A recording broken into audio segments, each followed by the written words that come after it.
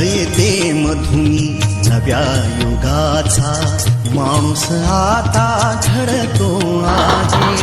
वटवृक्षाच्या विशालतेचा मोहन भाला पडतो आहे. रयते मधुनी नव्या युगाचा माणूस आता घडतो आहे.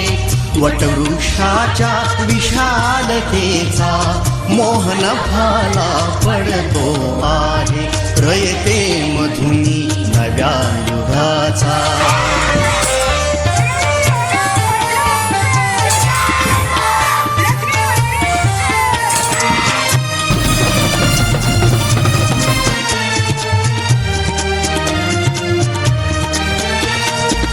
कर्मवीरांचे ज्ञानपीठ हे शक्तिपीठ ही ठरते आहे.